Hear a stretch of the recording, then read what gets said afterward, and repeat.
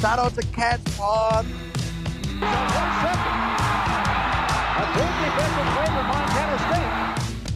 Touchdown, Tommy Milan is electrifying. Welcome to the Cats Pod. What's up, Podcats? Special mega podcast today for the Podcats out there. It's been a very busy week for one Mr. Eric Lover, so we had to delay a little bit on the recording. How you doing, Eric? Oh, not too bad. We started calving, so been a few long nights, but I broke out of the calving barn. I'm here with you guys. So. He busted out. He's free. All is well that ends well, right? Yeah, for sure. So we'll see how long people actually want to listen to us for, because you're going to get our version of the UT Martin game as well as our weekly pick'ems in this episode. So hope everybody's ready. Hope you're strapped in. Hope you got a decently long car ride, or you're sitting down in a tractor or a calving barn somewhere. That's probably some of our listeners. But we got a lot to cover, so you got that. Yeah. Well, it was a fun Saturday. It was a very fun Saturday. I'm not gonna lie. I watched a little bit of the Grizzly game.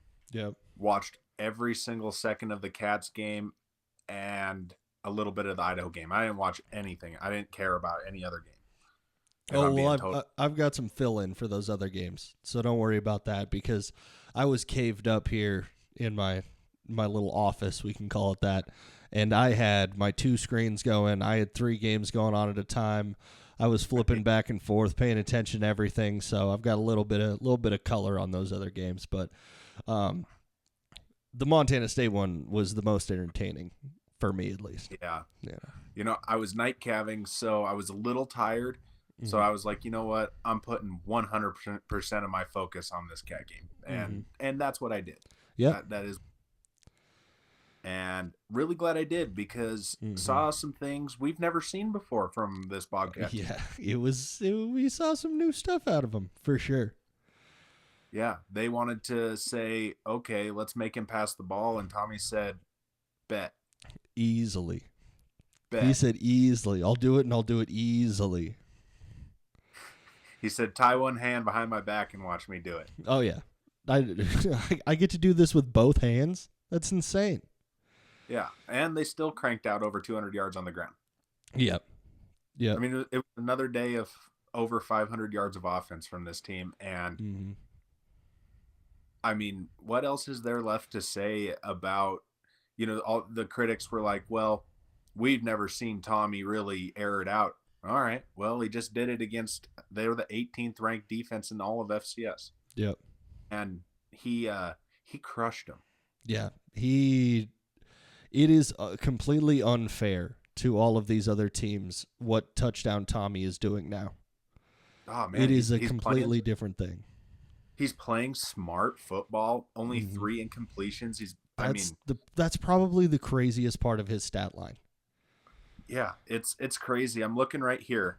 I'm just gonna count this out for you so we know just how much Tommy spreads the ball out, how safe he is with it. He has completions to Ryan Lonergan, Taco Dowler, Ty McCullough, Hunter Province, Zachary Dodson Green, Ryan King, Ontario Latin Henley, Aiden Garrigan, Jacob Trimble, Adam Jones, and Ryland Schlepp. What a dude.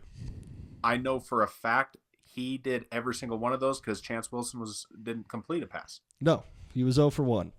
Tough day for Chance. 11 different receivers. That's insane.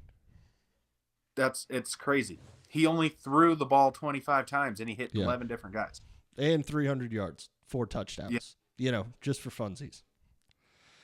I saw something come out on yesterday. It was the Pro Football Focus rankings for college football, and Tommy Millard is the number 1 D1 quarterback for rating. Yeah. All of D1, not just FCS. Yep. He's the number 1 D1 quarterback. Yeah. And just like they said during the broadcast, I don't know if you caught this part, but the only reason at this point that Tommy isn't being talked about like a draft prospect is because of his size. Yeah. Which is pretty ridiculous because we have seen some like undersized quarterbacks go into the NFL. But the only thing I wish for Tommy in this situation is this game would have happened for him during the regular season. It's smart to have it happen in the playoffs and to fully unleash the air attack that the Cats have. But as far as like Walter Payton Award voting goes, if they would have seen a game like this, it is just obvious that he is the best player in the country. Yeah, and at this point, we have seen Tommy completely. I mean, he's evolved as a quarterback from what he started against UT Martin, years ago, to what he is now. I mean, he was great then, but he's greater now. Yeah. I mean, it's impressive, dude. It's pretty cool. It's fun to watch. And once again, we just got to see a team that pretty much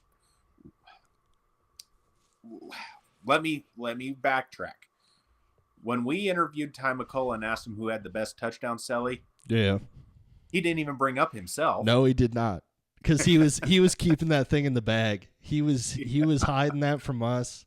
Hiding it from the podcasts, everything. He didn't want to let that one out, but he showed up with a little spice on the end of his touchdown for sure. That second one. But that's what I was saying about Tommy. I mean, this team is just having fun together. They are enjoying their time together. Everything. I mean, the culture in the locker room is just screaming at you in the face right now. How good it is. I mean, it's so evident, so apparent. The defense is playing lights out. I mean, let's be honest here. Outside, that was simply a miscue on that long touchdown. This truly was a 49-10 game. Oh yeah, it definitely was. One little miscue and get a long one because they never even sniffed it again until the very end. No. That's a tough situation too, where you go into prevent defense like that, and they just happen to find a seam. And there's going to be freak plays like that during the game. That's why you play such a great game around that, so that those little freak plays don't become a difference maker, Yeah. I mean, I don't have a ton to say about this game other than this was such a butt whooping that I don't think anybody predicted. No. This was an entire showcase. All of the amazing playmakers on the Cats, almost every single one of them got to have a moment in this game. Yeah. Which was fun to see because we had the Scottre moment where he just busts up the middle, bangs off a couple dudes, and ends up in the end zone. We got Adam Jones spin cycle. The Adam Jones spin move was crazy. Like that. He just bouncing off people, the balance and everything like that. That was insane. Ty McCullough's 2 touchdowns, showed off the Jets. He legitimately broke that man's ankle. Yep. A literal ankle breaker on that route. Yeah, Ty McCullough balled out. I mean, Hunter Province had himself a day. That was pretty cool to see. And I mean, in the same breath with the tight ends, Ryan Lonergan was dragging dudes around that field. 3 for 90. It's not a bad stat line, Mr. Lonergan. Yeah. But yeah, it was like you said. I mean, on offense, everybody was having a party, and on defense, they were too. Oh yeah. I mean, they were laying the hit stick on guys. They were getting in the backfield. It was everything you hope your team does is what they did on both sides of the ball. Yep. I mean, I miss the guys that are out with injury, but boy, man, how valuable is it for those younger guys to get playing time like this? Yeah. Unbelievable depth shown in this game. Because like you listed off all the people that got catches in this game. We haven't even mentioned yet the absolute dot of a pass that Taco Dollar caught in the end zone from Tommy. Oh, yeah. Going in between 2 guys, just barely a gap there. You can watch the highlights for this game alone. look like some teams' season highlights. Yeah, Just these it touchdowns. was cool. I mean, I was so happy to see this happen. I mean, Mm-hmm. you know, as a traditional Cat fan, you just kind of wait for the letdown. And this, I mean, I just at this point, we're on to the next round, and it seems like we got through that one Mm-hmm. super, you know, relatively unscathed injury wise. I mean, I haven't heard anything. Oh, yeah. I think Rohan's coming back. I mean, I think he was kind of a late scratch, but Yeah. I think he's coming back. I mean, like you said, I don't know if they didn't do this in the regular season because they were saving it for the playoffs, Mm-hmm. but I think that they just put everybody else on notice saying, you want to stack the box? Fine, do it. If they weren't taking us seriously before, they better be taking you seriously now. And like you said, Rohan Jones wasn't in this game, and we still had catches from 3 different tight ends. And we Right. had a massive day from 1 tight end. You know, it is these situations where it just shows all of the potential and all of the realized potential from these Cats. Yeah, it's awfully impressive, and Mm-hmm.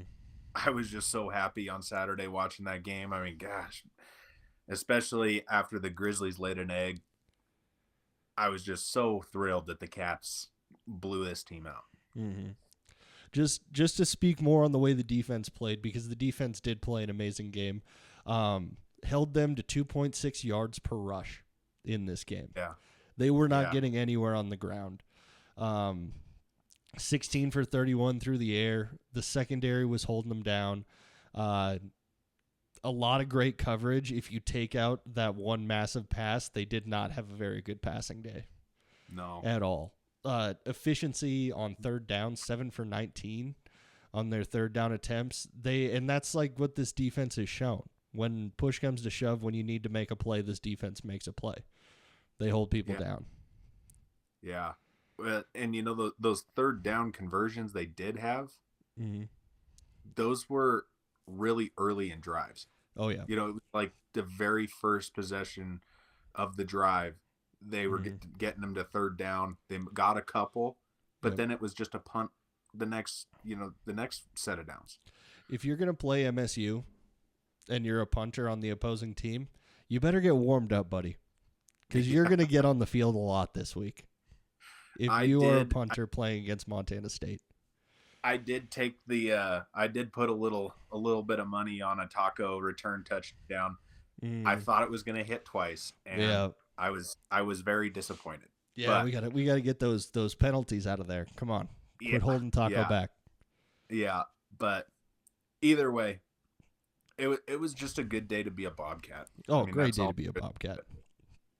Yeah. Yeah.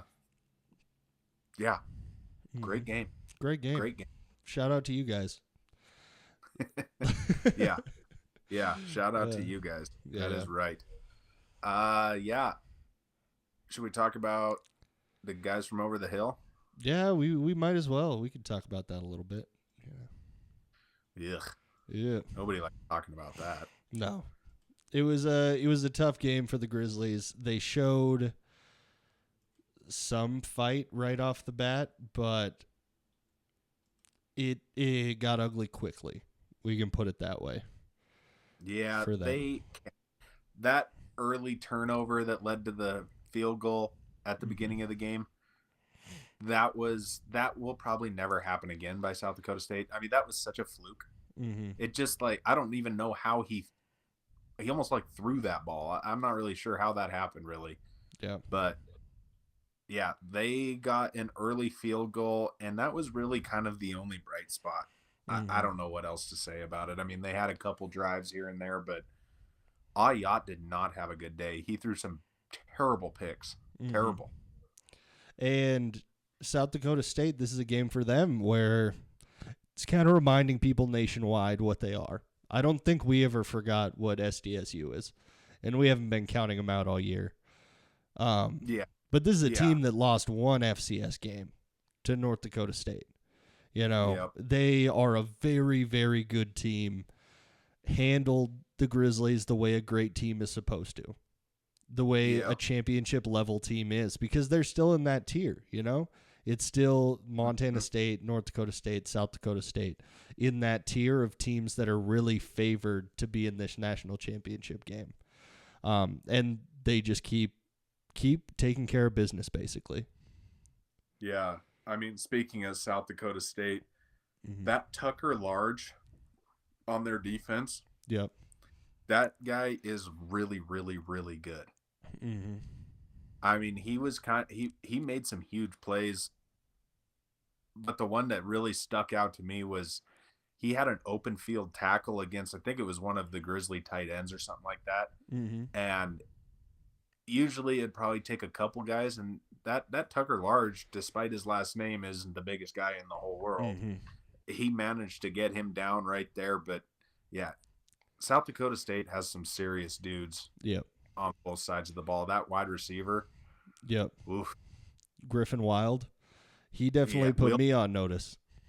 Yeah. He's very good at football. Gronowski looks like he's back into form. Mm-hmm. Talking about Griffin Wild there. Gronowski had 151 passing yards in this game. Wild had 114 receiving yards. He had like 90% of the receiving yards on the team. And that's just very impressive. Yeah. Yeah. You know what the thing about this game that really stuck out to me, and what I just don't understand about the Grizzlies? What's that? What has happened to Eli Gilman? I don't know. I mean, he only gets 10 carries in this game total? Yeah. I think is what it was I saw. I don't know what they have going on in this situation. 10 carries, 12 yards. I mean, I don't understand if there's a talent drop off with him, or their offensive line can't run block at all. But for whatever reason, they cannot run the ball effectively against really anybody, and it is absolutely killing them. Yeah. It's a tough one. It feels like a program that is not solving any problems right now. Yeah. Like there has to be some major changes. Fife has already hit the portal. That starting cornerback they had, he's already in the portal. I mean, I don't know if there's going to be a long list of guys, but I knew there was going to be some if this game didn't go well. And it surely looks to be that way right now. Yeah. I would expect more rather than less entering the portal. And also, this was a team that had a lot of seniors on it. Yeah. So they're going to lose a lot of seniors. They're potentially going to lose a lot of people in the transfer portal. This may be the time for the Grizz to completely start rebuilding. I mean, so I'm looking at their receivers, and Fonts is hurt. Yep. But Keelan White, he's gone. Mm-hmm. Xavier Harris, he's gone. Junior Bergen, he's gone. I feel like this Stevie Rocker Jr. has been around forever. I'm guessing he's probably gone. He could be. I know Sawyer Racanelli's around next year, but I mean, you're taking, your 4 top receivers aside from Sawyer Racanelli. And Rocker is a junior. I just looked it up. Oh, yeah. So either way, you lose Keelan White, Aaron Fonts, and Xavier Harris. Yep. And Junior Bergen. Yeah. Your top 4 guys are gone. Mm-hmm. Your Fife is gone. Ayat's still there, but Nick Osmo's gone. I mean, this is going to be a totally depleted team. Yep. And we just smoked them on signing day. So I guess we'll see. We'll see what happens. I don't want to talk about it, but I would be very surprised if Bobby Houck is still there next year. I would be very surprised. Yeah, I don't know. I mean, I know a lot of people are super pissed at him, but they literally just signed him. Yeah, they just signed that contract. How long was that contract for? What was that extension that we got for him? Yeah, Bobcats for People Bobby. forget about that. We got him that extension. the fact that we never brought that back this year is probably a bit of a travesty. There was a couple times where I feel like I asked you if we should bring back Bobcats for Bobby, and it never felt quite right. Yeah. Now it feels wrong. It feels like it's too late now. Yeah. There was a moment, but the moment passed. I know this is a Bobcat podcast, but I feel like it's also an anti-Grizz podcast. So to a point, I don't understand what happened over there this year. It was so clearly evident that they couldn't run two quarterbacks with two completely different systems and be successful. And I feel like that happened pretty early. Yep. Meanwhile, the guy that you shunned away from Missoula last year, Sam Vidlac, is getting all conference awards at Stephen F. Austin. It's like, yep. Do you not know how to work with a quarterback here? Because, I mean, Fife had some good games, but they also didn't help him out at all. And Ayat just continues to struggle. And if you bring up Clifton McDowell, too, statistically, Clifton McDowell had a great season with McNeese, Yeah. It's like and there's a lot of quarterbacks going through the system, and he did get hurt, Yeah. He didn't get to play the entire season, but he was putting up numbers when he was in there, Yeah. Yeah. A lot of talented quarterbacks have been in that system for the last couple years, and they did make that national championship last year, and you can't take that away from them. But at the same time, it's been a weird year for the Grizz. I am not used to seeing this. I don't want to think that it's real. Their season is over, and it still doesn't feel like it. Still feels like they'll find a way back in. They're just hurting Ben constantly. I don't know what to do. I don't know what to think. Yeah. Well, that's enough about the Grizzlies. They suck. We're happy about it. Next up, let's talk Villanova Incarnate Word. I was wrong. I thought Incarnate Word would show up a little bit more than this. Not really sure what to even take. I didn't watch any of this game. I was completely glued in on the Cats the whole time. And Cabby. So Villanova Incarnate Word, I didn't watch a ton of this game. I was mainly just checking the score, and there was absolutely no scoring happening in this game at all. So it was very hard to pay attention to. I wasn't going to flip over and actually watch it because, 13-6 game. I can't think that Villanova's defense is that good to where they should be shutting down somebody like Incarnate Word to 13 points. Well, here's a little statistic for you, Ben. Villanova had 103 yards of passing and 35 yards of rushing. That's it. That's really bad. That is not great. how you win football games. Yeah.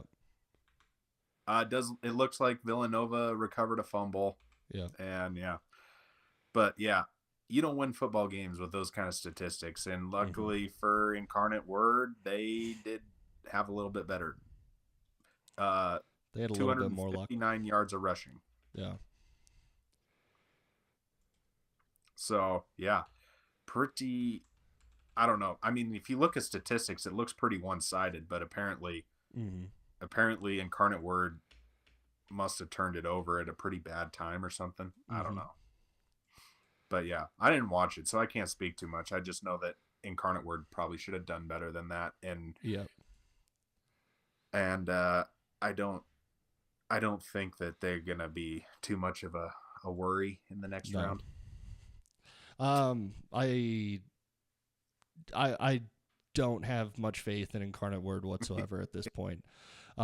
Thank you for going on there for a little bit because I realized I hadn't changed the subtitle for this podcast, so I got a chance to do that in between there. Production. Leave it to me. Production specialist. Go ahead. Go. I was like, go ahead and vamp for as long as you possibly can. Villanova, not good. CAA, not good this year. The CAA is Incarnate Word really not that good. No. Next up, we have Mercer edging Rhode Island. At least there was a little bit of offense in this one. Slightly. Like, slightly. Very true. Very true. If I may be getting my wires crossed here, but during this game, a Rhode Island return man went up, halfway called for a fair catch, and then pulled it back, and then grabbed the ball and ran off, and the guys in front of him stopped. He ran all the way to the end zone for a touchdown, and then they spent 5 minutes reviewing it to try and decide whether or not he actually called for a fair catch. He swung his arm up like this, and then he ran to the end zone, and everybody was like, didn't he call for a catch? Like, Yeah. No, that's I don't. it was a very awkward moment. I think the moral of this game is Rhode Island's defense was probably a little better than I personally gave it credit for. Yeah. But Mercer's defense was the change. That pick six was kind of what did it. Oh yeah. That's the difference in a 10-10 ball game is a pick six. So definitely. Also, just it makes you want Rhodey to actually have had their starting quarterback in this game. Yeah, because I feel like that would have been a big difference maker. Yeah, I think so. I mean, I know I said the last time or the last episode, or pick 'em, that I didn't believe in Rhode Island because their quarterback was turnover prone, and he was the reason they lost this game. It definitely was. Yeah. Nobody really lit it up statistic wise. I mean, 49 yards of rushing for Rhode Island, 266 yards of passing, but he threw that pick six, which ended up dooming him. And Mercer, I don't know. These guys, they're going to 57 yards of passing for their quarterback. Yeah. Their offense is not much to behold, but their defense is very, very solid. Yeah. And they can run the ball. But I feel like we knew that going in, that they were pretty one-dimensional. Yeah. Their offense can be really hit or miss. So, yeah. Not a very good game. Nope. Not a very entertaining one for sure. Yeah. Next up, Abilene Christian, who gave North Dakota State, I'm going to call that a bit of a scare. Just a little bitty of a scare. You're right there. I'm going to call it a scare. Yep. Because they were up 14 points and they let the Bison back into it. They did. I don't know. I was pretty disappointed. Yeah. I was very excited when I was looking at scores and deciding which games to switch over to. And I saw that Abilene Christian was up those 14 points. And I was like, do we have an upset coming on here? And then the scoring was back and forth for a long time. Yeah. It stayed between a 10 and 17 point game for a long time. So it seemed like Abilene Christian would start to build a tiny bit of momentum, and then NDSU would just score again. And their offense was doing very, very well in this game. Yeah. Well, I mean, it was only it wasn't very far into the fourth quarter. It was only a 10-point game. Yes. I mean, they didn't do very well in the third quarter, but they did come back a little bit, and it was only a 10-point game there. I don't know how long into the fourth quarter. That's about really, I was kind of like you when I saw the score. I flipped for a little bit and watched, but yeah. I mean, North Dakota State they are who they are, and they're hard to keep down. I mean, they maybe could have lost this game. Yep. But it was the same way against who was that team early? Eastern Tennessee or something like that. Yeah. At the beginning of the year, they should have lost that game, and they let it get away from them there. But Abilene Christian, they're the real deal. I hope they keep their team together, because they could be a sleeper next year to go, a ways. Yeah. There's a lot of Texas representation that's getting better for sure. Yeah, that coach has got them going in the right direction. So hopefully the portal doesn't get them too bad, because it'd be cool to see another, kind of like what we saw last year, where there were legitimate sleeper teams in the playoffs. And it'd be kind of nice to see that again, Yeah. because when your top 8 seeds win every single game, Eric wins money, but it's not so good for the playoffs. No. I was surprised at how entertaining a lot of these games actually were, even though all of the favorites won. All of the higher seeds won. It was full chalk, but there was still a lot of entertainment, a lot of drama. A lot of these games stayed tight for a pretty long time. Yeah. Going back to our pick'em pod, we picked all 8 games correct. So Yes. I hope somebody listened to me and parlayed all those together, because I did, and it was nice. Yep. Hopefully chunk of you did change. not listen to my pick on the spreads. That was not good. I did get I got a win on the roadie spread. I was telling people that Rhode Island plays much closer games, and 10.5 points was way too much for that game. Yeah. I mean, I really didn't think NDSU would have a problem covering. I'm not going to lie. I was pretty confident in that. Oh, yeah. But, well, I mean, all there is to say is NDSU does what NDSU does, and they get a pretty good test next week. So I guess, and we'll cover that later, but Abilene Christian gave up 51 points. That's not good. No. Not good. You don't win football games if you're going to give up 51 points. But I was also surprised that the NDSU defense gave up those 31 points. Because I feel like a lot of the talk that we've been hearing about NDSU is how great that defense is. Yeah. I'm looking at Abilene Christian stats, and 153 yards through the air. The guy threw 2 picks, so that doesn't help anything. Yep. But they gashed him on the ground. 192 yards on the ground. You can't you can't let up 192 yards on the ground to a team you're supposed to beat by 24. Yep. And if they have some gaps in the old run defense, I know a team that would really love to play them. Yeah. I mean, I don't know. It doesn't inspire a ton of confidence in North Dakota State, especially knowing they got to go through, South Dakota State going to be coming to town. Yeah. And they're probably not going to want that. I don't know. We'll see. We'll see what happens. Time will tell. That's why we play the games, or we watch the games. Yes. Next up, Tarleton State, South Dakota. Tarleton State figured it out. I know we said on the Pick'em Pod that, maybe it was some first-time jitters. Yep. Last week, with, kind of their slow start and everything. But they did look good for the majority of this game. Yep. Both of the Purple Texas teams showed that they deserve some respect in these situations, because they both played fairly solid games against great teams out of the Missouri Valley Conference. So definitely respect to Tarleton and Abilene Christian. Yeah, I mean, I think the thing for Tarleton is they just couldn't. I mean, their offense was doing everything they needed to do. And their defense just could not stop South Dakota from scoring touchdowns. No, they could not. I mean, it was a tie game going into the fourth quarter. There was so much scoring over the course of this weekend on all of these games that trying to watch 3 games at a time was nearly impossible, because every time I would turn to a different screen, there was a touchdown going on. Yeah. It was pretty electric for a while. It was a really good game.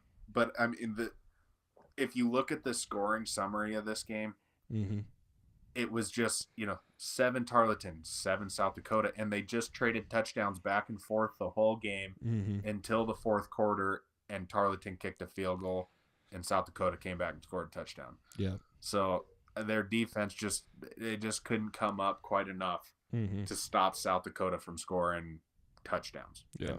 And that was the difference, because I do feel like Tarleton has a good offense. Yeah. They really do.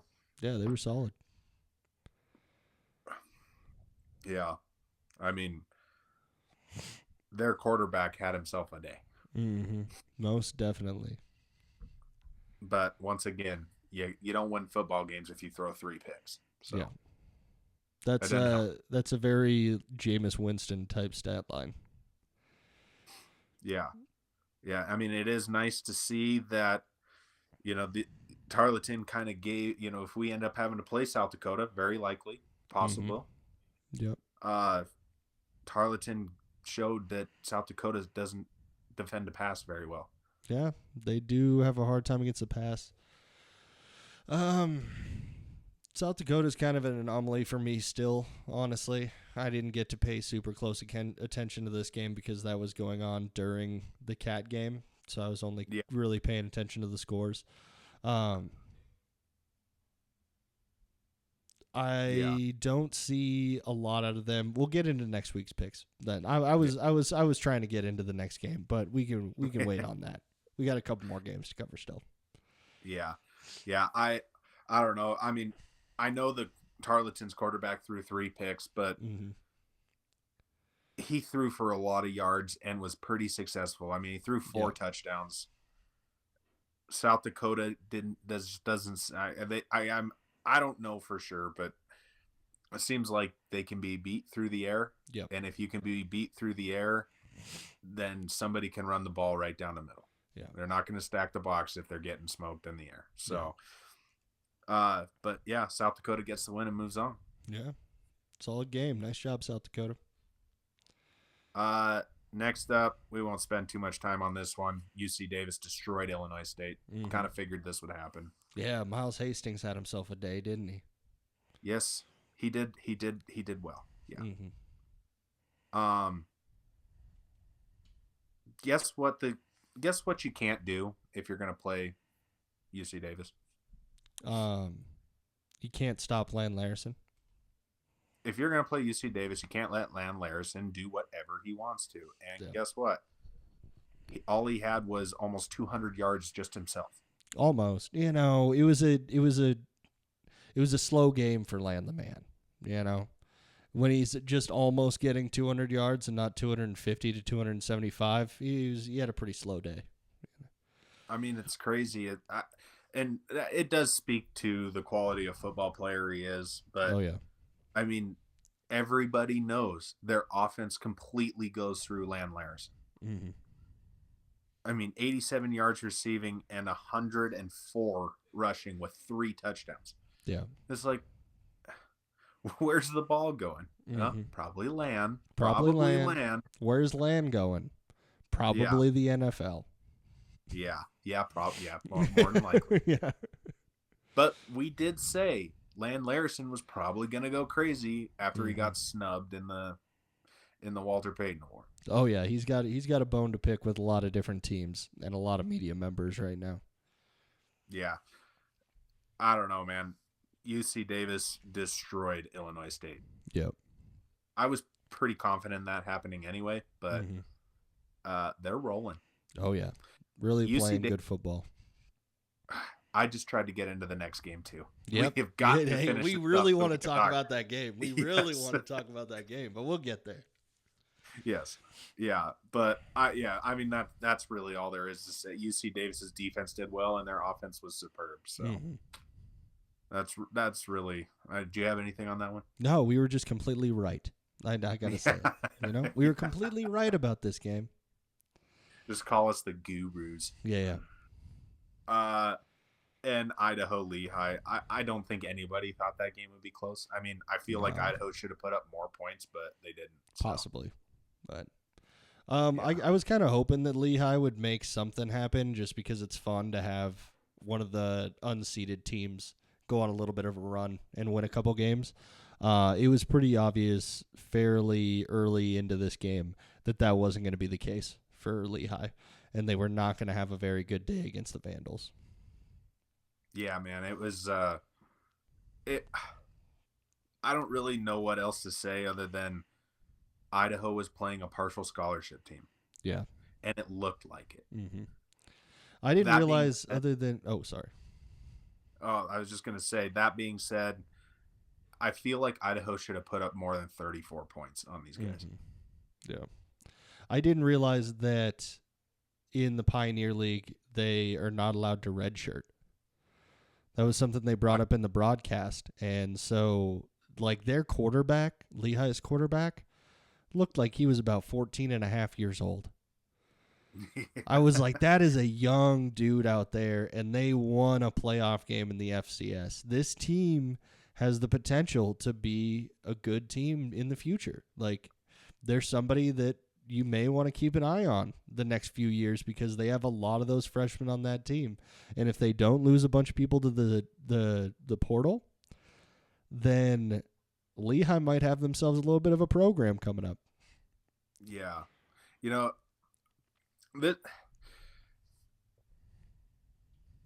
the offense for Idaho only scored 27 points. Yeah.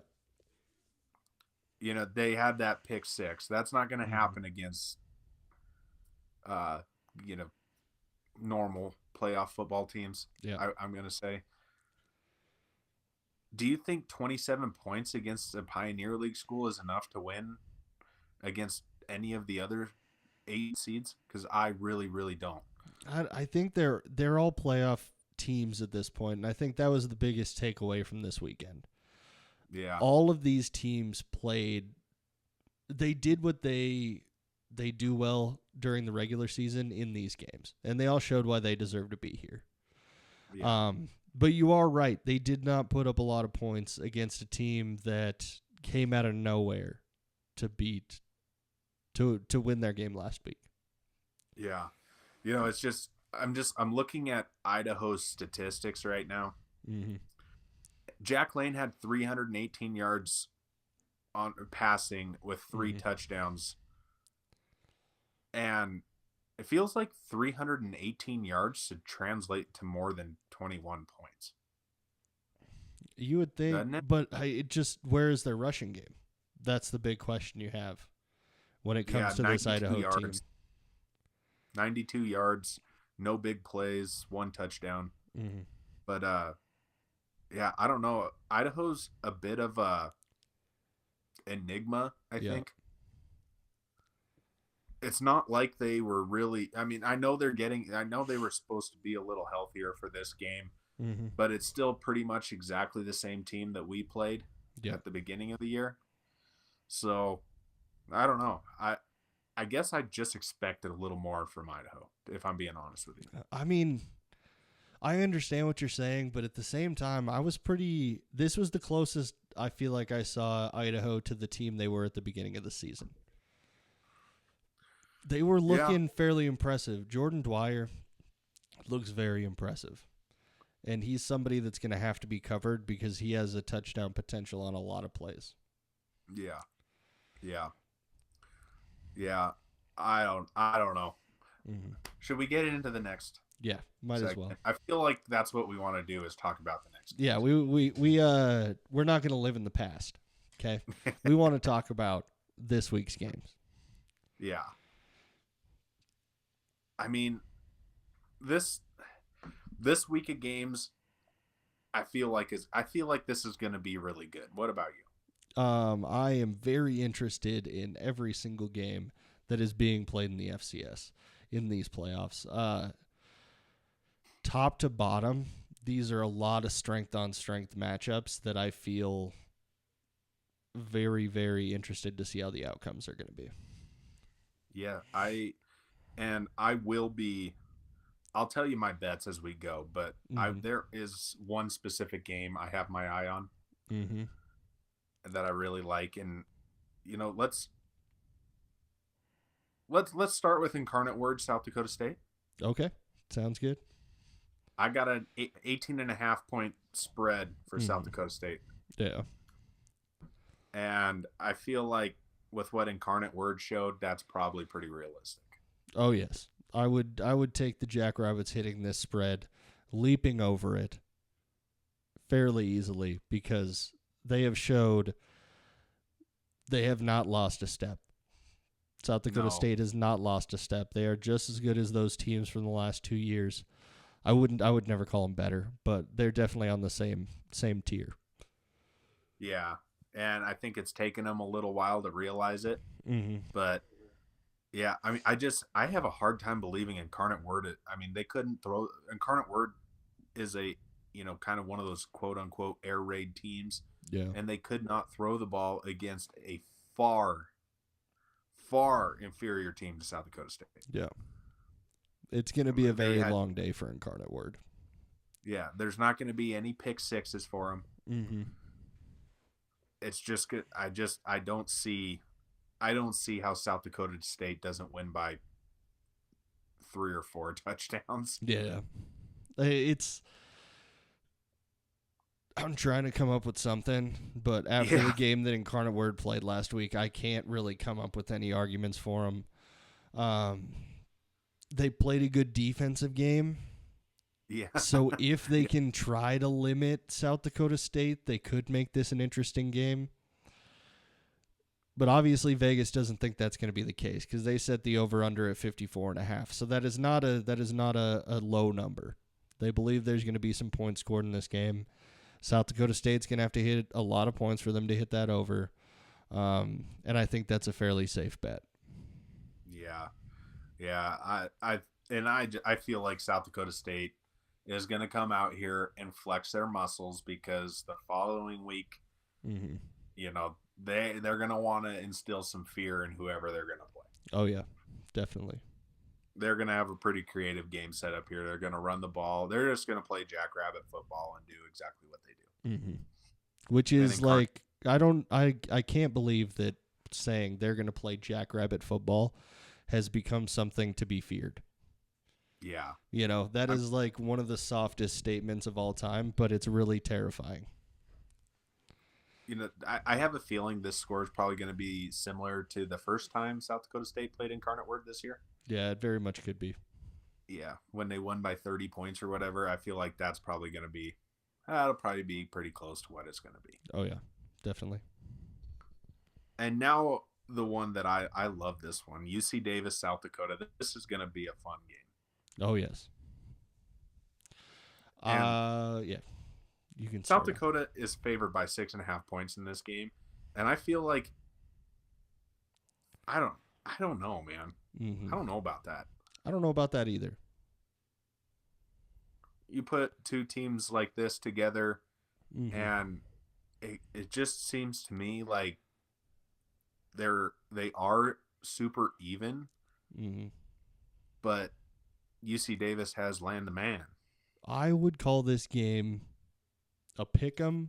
I could understand a 3 to 3.5 point spread, a 6.5 point spread. So you're calling this a touchdown game for South Dakota. I think this is just a continuation of people have not realized what UC Davis is. Nah, they get a lot of disrespect. They do. A lot. I wonder what the money line is, because that might interest me. I've got a plus 175 on FanDuel. Oh, I do like that. It's I not like bad at that. all. I'll take a little extra cheddar on top if you're giving me a pick for Land the Man and Miles Hastings, who have been playing incredible football, who they played just as good a game against the Grizz as South Dakota State did. They're the closest team to ever play with Montana State, and Montana State looks more and more in a class of their own with every single win that they get. UC Davis is a force, and I feel like with this might be some Big Sky Conference homerism for us, but I don't think South Dakota matches up with UC Davis the way they think they do. Yeah, and I know South Dakota has a legitimate home field advantage over there in Vermtown, but I also think that helps UC Davis because it keeps them out of any cold weather that might be there. Yeah. They're indoors. I have a hard time picking against UC Davis. I really do. Yeah. The other thing is about the home field stuff, UC Davis doesn't play in front of a huge crowd ever. Like they're not used to a bunch of people. They're not used to a bunch of people cheering for them. Yeah. Yeah. So they are fine with playing the spoiler, I feel like, and being on the road, and I don't think it makes that big of a difference to them whether they're at home or on the road. Yeah. I mean, this is probably going to be my upset pick if I had to. I really like UC Davis in this game, and I think, like you said, Miles Hastings and Land Larison, they haven't been stopped yet. Mm-hmm. Why would South Dakota, who just let Tarleton chuck the ball on them, throw 31 points down? Yep. I mean, I can guarantee you UC Davis has a better defense than Tarleton State. Yeah. And I know for a fact their running back is better than any player on South Dakota's team. Mm-hmm. So name one South Dakota player for me, please, Eric. I only know the name of their quarterback, and it's A. Bauman. I think it's like he's a Bauman. A Bauman. Yeah. I don't know anybody on South Dakota. I don't want to get to know him. I don't know why I'm feeling so negative about South Dakota. South Dakota, it's not your fault. It is the fault of Montana Sportsbet and all these people for making me think that UC Davis is being disrespected. I confidently would take this. I would take the money line, just like you were talking about. And I would take it pretty confidently. Yeah, and I do feel like this is probably going to be a pretty close game. Like 6.5 points. Mm-hmm. But I'm for sure taking the money line UC Davis. This is going to be an upset. I just believe it. Yeah. I believe it wholeheartedly. Gotta believe in Land the Man. Yeah. That felt good to talk about. I needed to talk about that. Mm-hmm. We were really holding it back there for a while. We were both struggling. We just wanted to. I don't know why we're so excited for that game. We've got this affinity for UC Davis right now, and I don't want anybody to think that it's us cheating on our Bobcats, because it's not. It's just simply respect for what they have looked like throughout this season. For me, it's about, there's all this talk about the Missouri Valley is so much better than the Big Sky, and it's like, nah. You're not. So I really want UC Davis to win this game. Mm-hmm. I'd love to play them again. Oh yeah, put it that would be quite. We would have such a Big Sky heavy run to the national championship in that situation. That would be, yeah. I mean, and that's how it's going to be on both sides. I mean, Missouri Valley is going to duke it out on one side, and the Big Sky is going to take it out on each other on the other. Yeah, so pretty much. Yeah, and the next one, Mercer at North Dakota State. Mm-hmm. I don't know. You don't know? I mean, how much does Mercer lose by, I think, is the real question here. It could be. We've talked about Mercer and what a defensive team they are. And we saw what happened in the Dakota Marker when North Dakota State comes up against another great defensive team. We might see a very low-scoring game here. We could. My one concern here is that as great as Mercer's defense is and can be, if they can't get off the field, they're going to get tired. Yeah, that is true. I don't think Mercer's offense is good enough to keep their defense off the field. I don't think Mercer's going to get a lot of breathers, and I feel like this is going to be your prototypical, Bobcat game, quote unquote. That North Dakota State's just going to wear their defense down, and Mercer's offense isn't going to be able to keep them off the field for breathers. No, and the Bison are just going to rack up quite the amount of points. I don't know. I don't see a path to victory here for Mercer. There's definitely a very small window for them. And the window is what I was just talking about, if they keep this super low scoring. The big thing in this game, I don't know if we've mentioned it yet, but I'm seeing a 17.5 point spread on this game. I would feel pretty confident taking plus 17.5 for Mercer just because of how good that defense is, and I do see this being a fairly low scoring game. I don't think there's going to be enough points scored for them to cover a 17.5 point spread. I could be wrong. I could be very, very wrong. I would probably take North Dakota State with the points. Yeah. I mean, as good as the defense as they can, everybody gets tired, and if you're on the field for 60 minutes, bound to give up quite. I mean, they're gonna give up points. That's just a matter of if their offense can do anything to keep it close, and I don't think it can.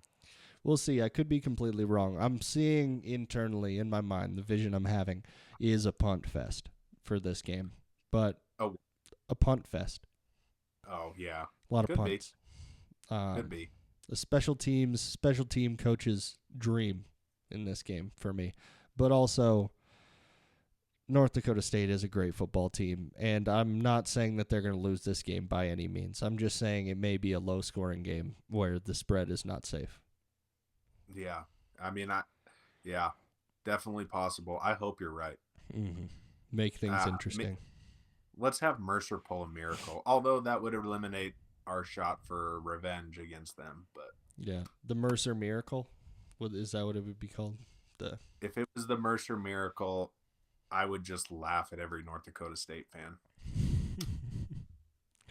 Yeah, there is the potential for that. I don't want to put the cart before the horse, but I have a feeling that the rematch that you're wanting may not happen either way.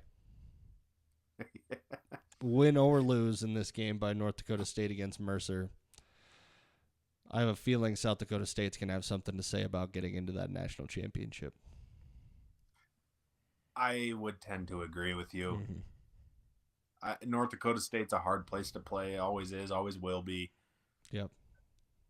I just don't see South Dakota State losing to them twice in one season. Yeah. But, yeah, we're really getting ahead of ourselves here. We definitely are. 1-0, Eric.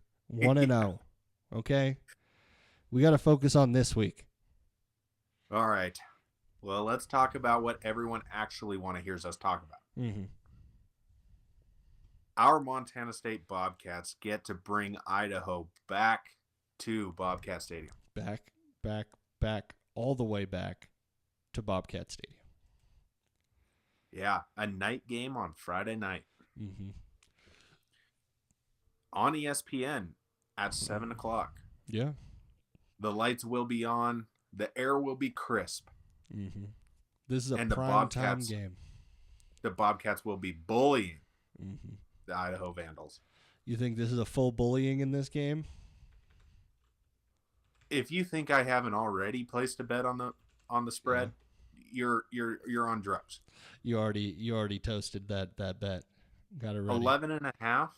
You're gonna only give us 11.5. That was surprising. That was surprising when it comes to that line. Everybody likes to talk about how Idaho is so much healthier than when we played them. I remember every player that played last week played against us, except for one. Jack. Yeah. And everybody likes to say, "Oh, well, Jack Lane's back," and it's like, okay, well, your backup quarterback was supposed to be him with a different name. Yeah. Just a different last name. He was winning football games for you, and he beat an FBS team for you. What makes you think Jack Lane, who hasn't had that great of a season since he came back? I mean, he had a good week last week, of course, but I mean, he's still thrown 5 picks. Yeah. He's definitely shown that he has some of the turnover bug involved in his game. I don't know in this situation. It's just the part that's creeping up in the back of my mind. That's all that's going on here. The old school Cat fan back of my brain is messing with me during this week. Idaho is going to be looking for some revenge in this game. And I know that the Cats do not take anyone lightly, and they're going to be fully prepared to play against this Idaho team regardless of who is on the field. They honestly don't even care that much about who's on the other side of the field. They're going to focus on themselves and their execution, and I do feel very confident in these Cats. I would be very confident in that 11.5-point spread. This Idaho team is just not – they're nothing to be messed around with. They are a very solid team. No, they are a very solid team. They deserve to be here. That being said, they let Lehigh run the ball for 170 yards against them. That's true. It's Lehigh. factual. Yep. You know, they're supposedly back to being healthy and everything, and I get that they have good players. But this is essentially the same football team that we saw once already, and they just let a Pioneer League school run for 170 yards against them. I don't think their defensive line is going to be able to hold up to the run game. And also the leaps and bounds in the passing game are incredible. And Idaho didn't see any part of that package last time. If I remember correctly, that was a complete ground game for the Cats. Yeah, last time they ran the played ball. against Idaho. Yeah.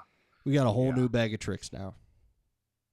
Yeah, I mean, this is, I'm not saying I don't think this is going to be a blowout by any stretch of the words, but I have a really hard time believing that Idaho has somehow magically fixed all of their problems that they've had since we played them, because we picked their games, and we picked them to win, but they're still letting like pretty subpar teams score points on them. Their Kinda defense like is not what they were advertised as early on in this season. I sure don't think so. And I mean that I know that, I don't even remember his first name, but that newbie is back at the end, and you know, he was really tearing it up, but I think he got hurt in the Bobcat game. Yep. He had to leave partway through. Yeah, so I really think the Cats are going to go back to their running game, and they're going to run the damn ball, Ben. They're going to run the damn ball. I could see that, but I could also see this being a very balanced game where they show off the versatility and they gash them in the running game to start out with to open up the passes, similar to last season's offense, where we would see a pass for 20 yards after we had 4 consecutive first downs from rushing the ball, you know. Those type of situations. The new way that they are calling plays for the Cats, they are not afraid to mix things up. They are not afraid to change up the game plan at any moment. And it feels like, I don't know, all this stuff might be scripted, and I'm just an idiot when it comes to football, you know. But at the same time, it just feels like they have a whole big old bag of tricks. They can reach down in that bad boy, shake it around, pull out one, and they're like, oh, we're going to do this one now. And they do it perfectly. I mean, last week Montana State showed just how many different people that a defense has to worry about. You have Scottre Humphrey, Adam Jones, Tommy Malott for rushing, and you have 11 different wide receivers. Yep. 11 different pass catchers. We'll call them pass catchers, you know. Yes. I mean, I have so much faith in this team, in their mindset. They are not going to take this game lightly. They haven't taken a game lightly all season. They're not going to start now. They have a goal in mind. All they've done is prove to us that the goal is more important than anything. Yeah. Reaching that goal is more important. They're 1-0. I mean, they're so bought in with everything that the team stands for. Yep. I don't believe they're going to come into this game taking it lightly. I don't believe, a short week is going to affect them at all. What I believe is that they're going to come out here, they're going to take care of business, and, thank you. May I have another? Yeah. At this point, it's just about executing. It's just about continuing to live up to the hype, because you can play amazing for an entire season and have that 13-0 next to your name, but all that matters is this game, and that's what the team knows, and that's what they've been talking about all year, and we're really just reiterating what Coach Vegan says. But at the same time, what else does this Cat team have to prove other than just winning games?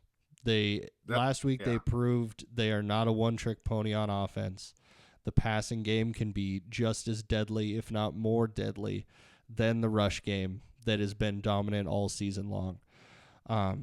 Defensively, locking everybody down. I'm trying not to get overblown about it, and I'm trying to take things the same way that cat culture does, but I'm having a very hard time holding myself back right now.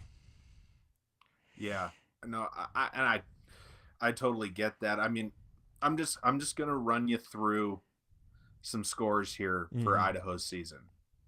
So they had Abilene Christian. We're gonna skip over Oregon, Wyoming. Yep. I don't think those really matter. They had Abilene Christian. They beat them 27-24. So a playoff team. Northern Arizona 23-17. Yep. Montana State 38-7. Mm-hmm. Idaho beats Cal Poly 34-29. Keep in mind that's Cal Poly. Mm-hmm. They beat Eastern Washington 38-28. 10 points. That's respectable, I guess. Mm-hmm. It's a very good Eastern Washington team. They beat Portland State 39-30. This is the same Portland State team that we absolutely obliterate. Mm-hmm. They beat Weber State by 7, 31-24. That's bad. That's not good. That's not a good look. They beat Idaho State handily in the last regular season game, 40-17. Yep. That is their biggest win, including teams like Cal Poly. Yep. Is 40-17. Mm-hmm. So for me, I don't see what have they given us to inspire. Their defense gives up points to crappy teams, and I don't care how injured you are. Cal Poly sucks. Yeah. They sucked every game all year. Would they have 2 wins or something like that? So it's they just if you're an Idaho fan, I don't know where your confidence is coming from in this one. Yeah, it's tough to figure out. Yeah. I was trying to look at this and figure out. I was thinking it might be like the changeover would be when Wagner came back, or Lane came back. But that doesn't really show either. I guess the Weber State game, where that's a 7-point game, that was the first game it looks like that Jack Lane was back. Yeah. And they still played him to 7 points, but he's also probably getting back into the rhythm of things, Yeah. Yeah. It does make a difference when he is on the field, when it comes to these scores. It does look very different. Yeah. I mean, Jack Lane's a good quarterback, has to be accounted for. I don't think he's faced a defense quite like Montana State's. Mm-hmm. I mean, we have legitimate 5-6 pass rushers that they're going to have to account for on every play, including one of the best in the entire country. Yeah. Their running game leaves something to be desired, especially against our defensive line, who doesn't let anybody really get away from us other than, laying the man, and that just happens. So, Jordan Dwyer and Mark Hamper, those guys have to be accounted for. Yes. Though that's going to be, if you control them, which they've already done once, I feel like I think it'll be okay. I mean, those are your. I mean, to me, those are the guys, the dudes. Mm-hmm. And that was because that was the game that Drew Polidor came back, right? When we played against Idaho. I can't remember now. I believe that was his first game back. And it was like the perfect time for him to be coming back. Anyways, in that situation, you are completely right. You pretty much mirrored everything I was going to say. The only player on this team that looks like they're in a league of their own is that Jordan Dwyer, where I'm fully confident in the Bobcat secondary to be able to cover him, but he is definitely somebody that you need to have eyes on every single play, because he has moments where he looks like an NFL wide receiver. It's not all the time. He's not consistent, but his size and his athleticism look like one of the guys that's playing on Sunday. So you got to keep an eye out on that guy. Yeah. There's no doubt about that. And, I'm going through their roster, and those are the only two guys that I think can be a difference maker. If you can control Jack Lane's passing, Yep. I feel like the Cats have this one in the bag. I just want to go back and I want to look at the Montana State stats one more time, what they did the last time. When they played against Idaho? Yeah. So Jordan Dwyer, 2 for 14, Mark Hamper, 3 for 42. Yeah. So, I mean, they had both of their guys in there. Yeah, that's really it for me. Is you control those guys, the Cats are good. And we controlled them with Jack Wagner in, which is different than having this Jack Lane in. So that's where the mystery of this game comes in. How big of a difference is Jack Lane worth 31 points? I don't think so. I don't think he's worth 31 points. He wasn't against Lehigh. He's worth some points. He's worth probably like 14 points. Maybe. Yeah. Yeah. But that's about as many points as I would maybe maybe 17. Maybe 17 points. He kicks field goals too, apparently.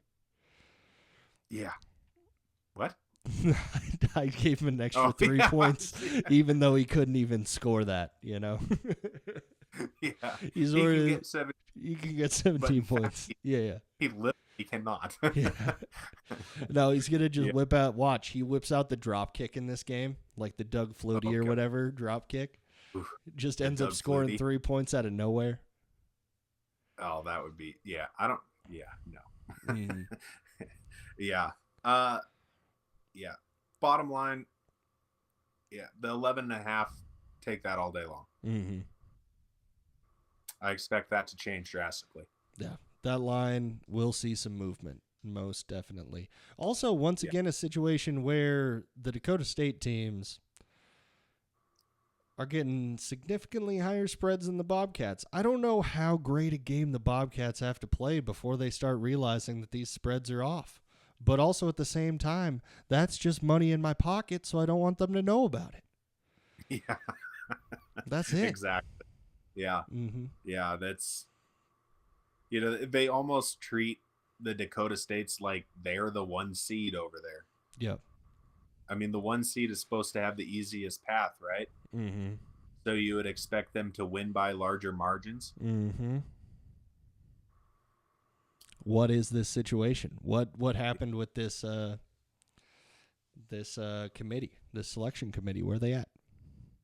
Yeah, I mean, I just don't see. I don't see how the Cats lose here. I really don't. No, it's definitely a game where they do need to go out there and execute. They do need to take the game very seriously. They got to keep up the 1-0, keep up the Cat culture, keep everybody heads in the game. But as long as we execute to the standard that we've been executing all season, not going to be a problem. Yeah. I mean, at this point in the season, the offense is so gelled. The defense, despite catastrophic injuries, is so fluid. Yep. There's no reason to not expect exactly what we've seen every week from them. The coaching staff has done such a phenomenal job with these guys. The play calling, they're so prepared for every game that I just expect the usual. We've become accustomed to a certain type of football now, and I don't think we can ever go back. Yes, I don't want to. This team has to continue on this trajectory, or else I don't know if I can accept it. You know, Yeah. the crash at this point would be too much for me. Yeah, I agree. Mm-hmm. I agree. Gonna be a fun one. Definitely going to be a very fun game. I really wish I could get to Bozeman on Friday night to watch this game. Too bad I'm moving into a house, my first house this weekend, so, you know, some things have to take precedence over the Bobcats. I hate to tell them that, but, you know, some responsibilities have to be accounted for. Yeah. Yeah, I hear you there. Hopefully you can make it out there and represent us, but we'll see. Yeah, we'll see. Yeah. We'll see. I hope so. It's We'll see, I mean, it's an ESPN primetime game on a Friday night. yeah, That is pretty awesome. it does sound like Yeah. I may go get my internet set up at my new house and just watch the game over there because I'm going to be probably in the midst of packing stuff over there. First game in the new house, I'm going to get like a lawn chair, sit it down in the living room. old school. Yeah. Yeah, that sounds like a good idea. Mhm. That's what I'd go with. Yeah. Yeah. Anything I was else you want to bring into this game? Looking up a last second bit of info for everybody. I was looking at the attendance for the last game. Says 17,017, and I hope we can. Yeah, I know the semester's over, but I hope that the students stick around. Mm-hmm. Yeah, I could see it happening on a Friday night, though, when it's a playoff game like this. Where else do you want to be, honestly, than Bobcat Stadium? I don't know. I hope they fill that sucker. Oh, yeah. Sure hope so. Mm-hmm. It'll be an exciting night in Bozeman. Just kicking myself that I can't be there. Yeah. I'm hoping. Crossing my fingers. We'll see. Hopefully the Cavs will participate, you know. Well, they're going to have to get born in the next 3 days. Okay. We're inducing birth out at the old Holden Herefords this week. Yeah. We'll see if it happens or not. Yeah. Fingers. Mm-hmm. Yeah. Anything else you got for the people before we let them go? I'm good. All righty. Thanks, everybody, for listening. Go ahead and rate this 5 stars wherever you're listening to it at. Also, make sure you give us a follow on that same platform, whatever it is, you know. Follow us on X and Instagram at CatsPod. Go ahead and check us out on YouTube at The CatsPod.